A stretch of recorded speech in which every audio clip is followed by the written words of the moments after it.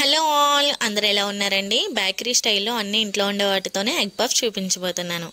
ముందుగా ఒక బౌల్ తీసుకొని మైదా పిండి, సాల్ట్, అలాగే బటర్ కానీ ఆయిల్ కానీ వేసుకొని వాటర్ వేసుకుంటూ చపాతీ ముద్ద కంటే కొద్దిగా లూజ్గా కలుపుకొని పక్కన పెట్టుకోవాలి.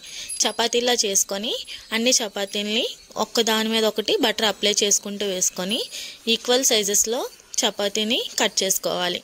పక్కన పెట్టి ప్యాన్ పెట్టుకొని ఆయిల్ వేసుకొని కొద్దిగా జీలకర్ర, ఆనియన్స్, పచ్చిమిర్చి వేసుకొని ఆనియన్స్ కొద్దిగా ఫ్రై అయిన తర్వాత కొద్దిగా కరివేపాకు, 1 స్పూన్ వరకు అల్లం వెల్లుల్లి పేస్ట్ వేసి పచ్చివాసన పోయేంత వరకు కలుపుకొని కారం, కొద్దిగా ధనియాల పొడి, కొద్దిగా గరం మసాలా వేసి కొద్దిగా సాల్ట్ వేసుకొని కొత్తిమీర వేసుకొని బాగా కలిపి పక్కన పెట్టుకోండి.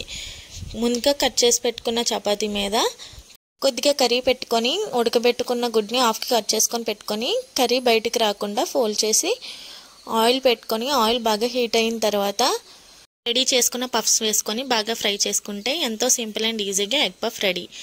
టేస్ట్ మాత్రం చాలా బాగుంటుంది. ట్రై చేసి ఎలాగుందో కామెంట్ చేయండి. Bye guys.